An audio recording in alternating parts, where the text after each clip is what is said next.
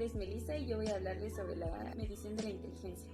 Este tema ha sido muy polémico durante mucho tiempo por los investigadores y los científicos. Algunos investigadores nos dicen que la medición de la inteligencia es a través del tamaño del cerebro. Hay otros que nos dicen que es por su peso. Y hay personas que dicen incluso que hay razas humanas más inteligentes que otras. Pero a continuación vamos a ver a los más importantes.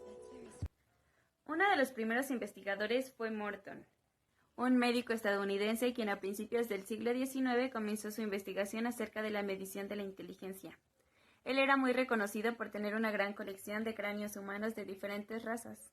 Él creía que la inteligencia se medía a través del tamaño del cerebro de las personas, por lo que para su investigación comenzó a rellenar los cráneos que tenía con pequeñas bolas de plomo y de esta manera sacar la medida de los cerebros. Él nos decía que el grupo racial caucásico eran los que tenían el cerebro más grande. Morton expresaba lo siguiente: los alemanes y los ingleses tenían en promedio 1508 centímetros cúbicos, los asiáticos 1344, los mexicanos y los indios americanos 1295 y los negros africanos 1229. Tiempo después se dieron cuenta de varias irregularidades, ya que encontraron que omitió varios cráneos más pequeños de los caucásicos y cráneos más grandes de las razas que él creía inferiores.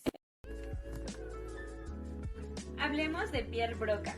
Él fue un médico francés quien a mediados del siglo XIX inició una investigación. Comentaba que la inteligencia de las personas se medía de acorde al peso de su cerebro. Nos decía que el cerebro de los negros, los delincuentes y las mujeres era inferior al de una persona común. El peso promedio de los cerebros estaba entre 1300 y 1400 gramos. Broca pidió a varios personajes importantes que donaran su cerebro para la ciencia. Uno de los más importantes fue el naturalista francés Georges Cuvier, quien su cerebro pesó 1830 gramos. Sin embargo, existieron varias irregularidades, ya que no se tomó en cuenta la causa de muerte de las personas, la manera en la que tenían conservados los cerebros o el tiempo de muerte que tenía cada uno de ellos. Un ejemplo claro de esto es el escritor estadounidense Walt Whitman, quien su cerebro pesó 1282 gramos, algo muy inferior comparado a la de una persona negra.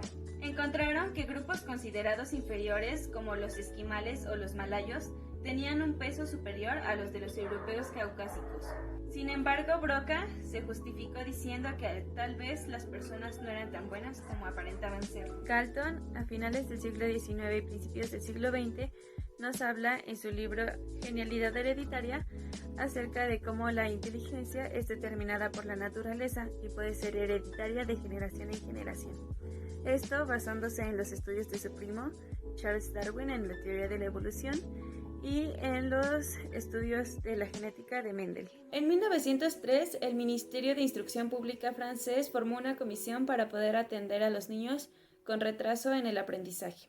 Binet, un psicólogo que trabajó dentro de esa comisión, desarrolló el primer test psicológico sobre la inteligencia. En este test, Binet evaluaba la memoria, la atención, el razonamiento moral, la habilidad verbal y la capacidad para describir objetos y dibujos. Si un niño podía contestar correctamente el número de pruebas que la mayoría de su edad, era considerado como que su inteligencia era promedio.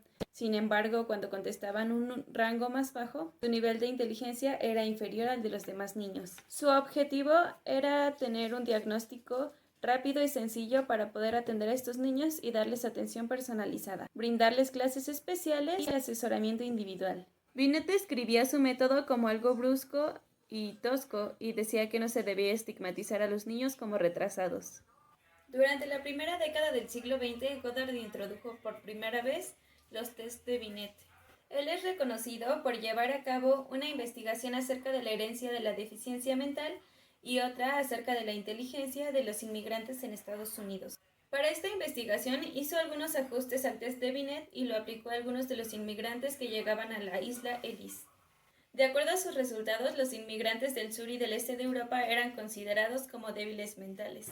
Gracias a estas dos investigaciones de Goddard, surgió la idea en Estados Unidos de detener a los inmigrantes ya que causarían una degeneración racial. Muchos historiadores de la psicología consideran que Goddard tuvo varios fallos metodológicos, ya que en su test incluía preguntas de cultura acerca de Estados Unidos y costumbres. Además de esto, muchos de los inmigrantes apenas hablaban inglés, por lo que era muy poco probable que supieran acerca de la cultura y de las tradiciones que se tenían en este país.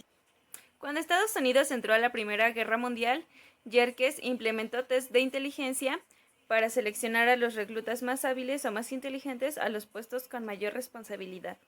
Él desarrolló 2 pruebas, la alfa dirigida a los reclutas que sabían leer y escribir y la beta dirigida a los analfabetas.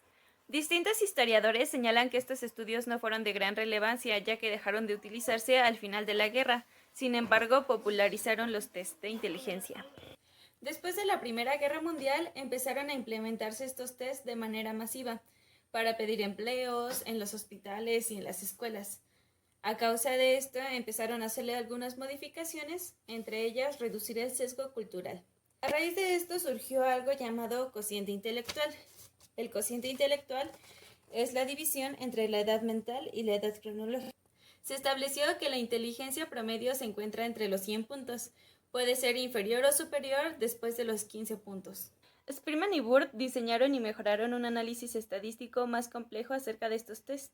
De esta manera crearon el factor general o factor G, que era la base de la inteligencia de las personas o la esencia de la inteligencia de las personas. Este factor G tenía una base genética e inmutable, es decir, que cada persona nacía con un nivel determinado de este factor. Por este motivo, hay personas que son más habilidosas para los cálculos matemáticos, otras para la literatura, otras para la lógica matemática, etc.